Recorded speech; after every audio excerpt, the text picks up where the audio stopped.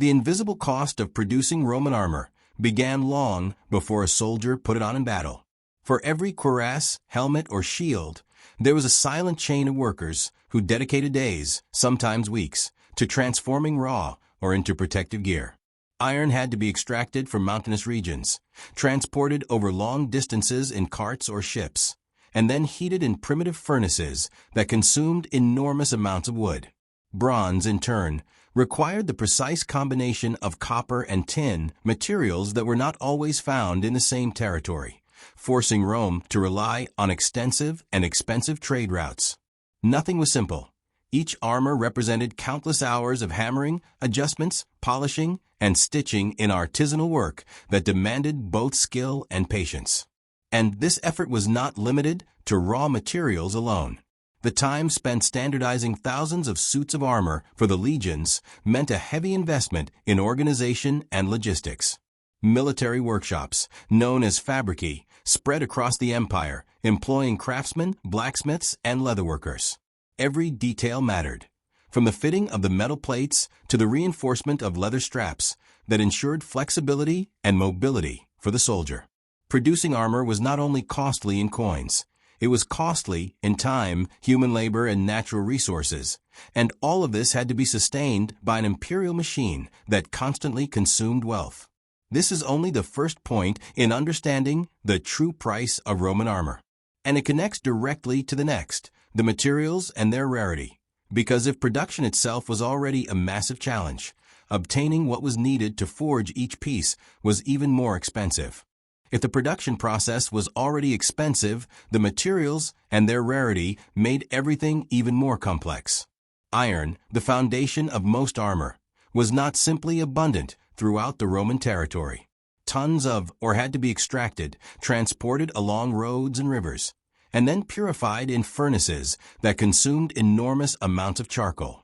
This meant that with every suit of armor forged, entire forests could be slowly consumed to feed the flames of the workshops.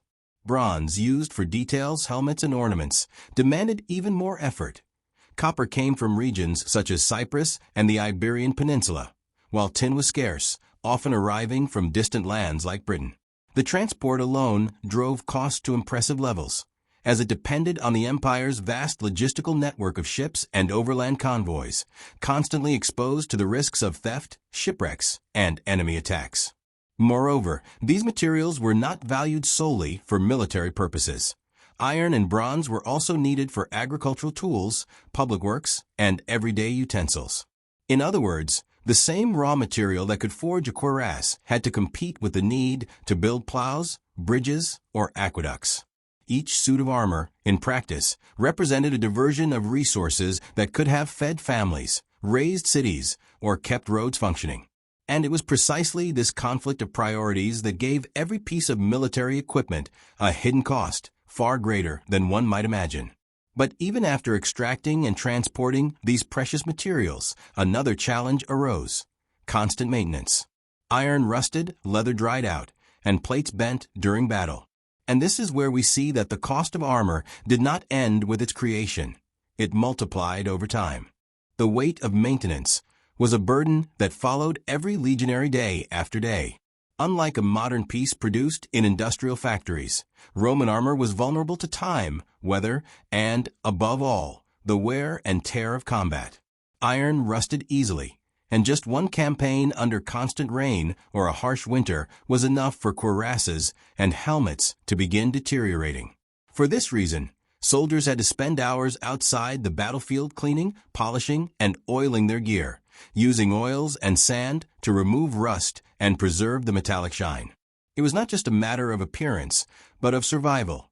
A poorly repaired crack could mean a fatal failure in the heat of battle. And it didn't stop there.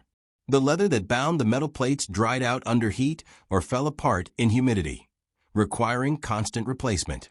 The straps that secured the armor to the body had to be changed, adjusted, and reinforced so they wouldn't snap in motion.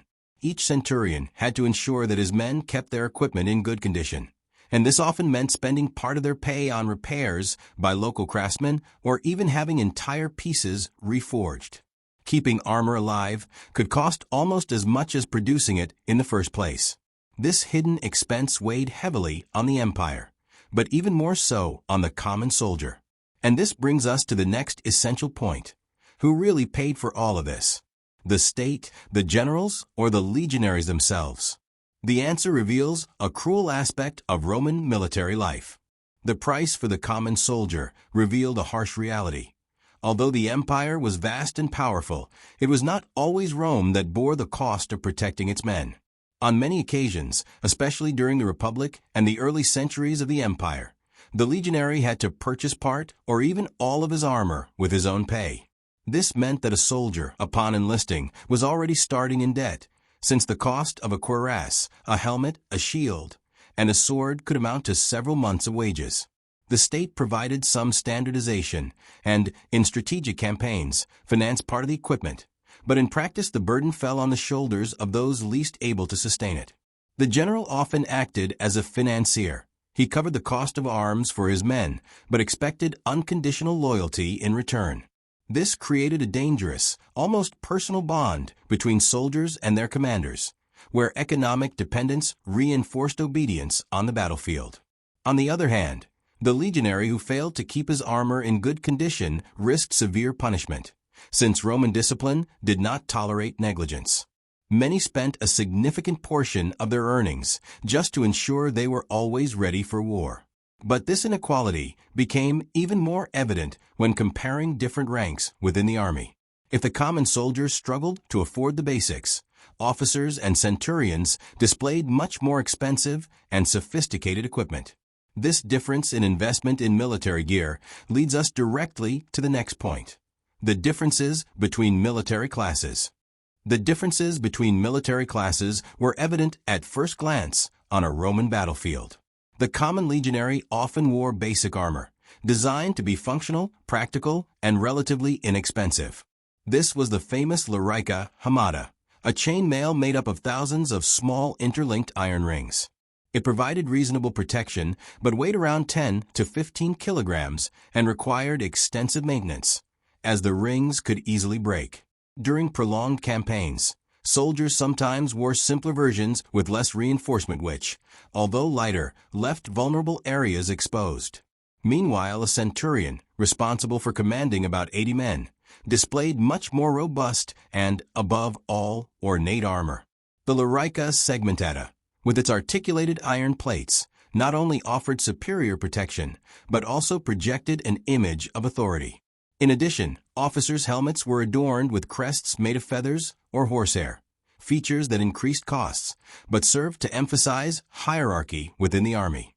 Generals and tribunes, on the other hand, could wear almost luxurious pieces, with details in bronze, silver, or even gold, transforming their armor into a true symbol of political and social power.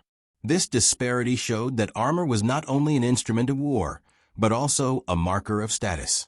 The higher the rank, the greater the investment in protection, aesthetics, and ostentation. But this entire hierarchy of expenses had a direct impact on the imperial machine. Sustaining a whole army with different layers of equipment constantly strained Rome's finances. This collective burden leads us to the next point: the economic impact on the empire. The economic impact on the empire was immense, because equipping and maintaining hundreds of thousands of soldiers was not merely a military matter, but a financial survival challenge for Rome. Each suit of armor produced represented not only the cost of materials and labor, but also the burden of transportation, storage, and distribution logistics. Imagine the effort. Legions scattered across territories stretching from Britannia to the Middle East needed to be uniformly equipped, forcing the state to create an almost industrial system of military production, something unprecedented in the ancient world. This colossal expense constantly drained the public treasury. The gold and silver acquired through conquests were quickly converted into soldiers' pay, weapons, armor, and military infrastructure. The very expansion of the empire depended on this cycle: conquer to sustain, sustain to conquer. When victories diminished and resources grew scarce, the burden of keeping the legions so well equipped became suffocating, forcing higher taxes and generating internal tensions. Some emperors even reduced the quality of equipment to cut costs, which inevitably put soldiers at greater risk on the frontiers. Thus, Roman armor was not merely an item of individual protection, but a representation of the collective burden of the imperial economy. And while it drained resources, it also fulfilled another silent role, that of a symbol. Because beyond war, wearing iron and bronze meant displaying power, status, and prestige. This leads us to the next point: armor as a symbol of status. Armor as a symbol of status went far beyond its practical function of protecting the body. On the battlefield, it was also a uniform of power, a visual identity card that showed who held authority and who was to be obeyed. The common legionary, with his simple chain mail, represented collective discipline. A centurion, with his adorned helmet and reinforced plates, was the embodiment of leadership. Generals and high-ranking officers, in turn, transformed their armor into true works of art, often decorated with silver, gilded bronze, or inlays that served only to display wealth and prestige. But this ostentation had a psychological purpose. To the enemy, seeing a line of soldiers in gleaming armor meant facing not just warriors, but the might of an entire empire. To allies, the commander's armor conveyed confidence and inspired loyalty. And to the soldier himself, wearing iron was more than being ready for war. It was carrying on his body the weight and pride of being part of the most feared military machine of the ancient world. Yet there was a cruel irony. The more brilliant and imposing the armor, the higher the cost of maintaining it, and even then, there were no absolute guarantees. Because in the end, no matter how much gold, iron, or leather was invested, the battlefield always exposed the limits of any protection. And this brings us to the darkest aspect of all, the cost in human lives. The cost in human lives was the cruelest reminder that, despite all the engineering, discipline, and investment in materials, no Roman armor was perfect. On the front lines, a well-aimed sword strike, a skillfully thrown spear, or even an arrow shot at an angle could pierce gaps, find weak points, and render the entire effort of production and maintenance useless. Many legionaries, even when fully equipped, fell in battle, and the price of each armor ultimately became the price of a life lost. And there was another hidden weight. Every time a soldier died, his armor was retrieved, repaired, and handed over to another fighter. This showed not only the practical harshness of Rome, but also how valuable each piece was to the imperial system. An armor could not be lost along with the man who wore it, because the empire could not afford to waste resources. It was as if the soldier were replaceable, but the equipment eternal. This cycle revealed a bitter truth. The true price of Roman armor was not only in the iron, bronze, or gold spent to produce it, but in the lives it could not save and in the coldness of a system that saw men as disposable parts of a greater machine. In the end, armor was both a symbol of glory and a silent witness to countless sacrifices. If you've made it this far, you've realized that Roman armor was not just iron and leather. It was human sweat, precious resources, social status, and above all, lives constantly at risk. Each piece carried an invisible story of sacrifice and power. And if you enjoy diving into narratives like this, where the secrets of the Roman Empire reveal far more than schoolbooks ever tell, then this channel is your place. Leave a comment telling us which part of this hidden true cost of Roman armor surprised you the most.